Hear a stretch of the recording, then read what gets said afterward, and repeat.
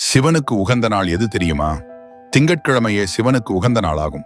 இது சோமவாரம் என்றும் அழைக்கப்படுகிறது. மேலும் இந்த நாளில் சிவபெருமானை வழிபட்டால் உங்களுக்கு சிறப்பான நாளாக அமையும்.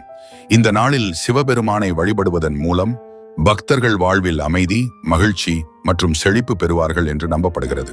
திங்கட்கிழமை சிவபெருமானுக்கு உகந்தது நாளானதற்கு பல காரணங்கள் உள்ளன. முதலாவதாக, சிவபெருமானின் தலையில் இருக்கும் சந்திரனின் பெயரான சோமா என்பதிலிருந்து சோமவாரம் என்ற பெயர் வந்தது. இரண்டாவதாக, சிவபெருமான் திங்கட்கிழமைதான் பார்வதி தேவியை மணந்தார் என்றும் புராணங்களில் கூறப்படுகிறது. திங்கட்கிழமையில் சிவபெருமானை வழிபட பக்தர்கள் பால், அரிசி மற்றும் சர்க்கரை போன்றவற்றால் செய்யப்பட்ட உணவுகளை சிவனுக்கு படைக்கிறார்கள். மேலும் நாள்தோறும் ஓம் நம சிவாய என்ற மந்திரத்தை ஜெபிப்பதும், தும்பை பூ மாலை மற்றும் வில்வ அர்ச்சனை செய்து படைப்பது அந்நாளில் சிறப்பாக அமைகிறது. இதன் மூலம் உங்கள் வாழ்க்கையில் துன்பங்கள் நீங்கி சந்தோஷமாக இருப்பீர்கள்.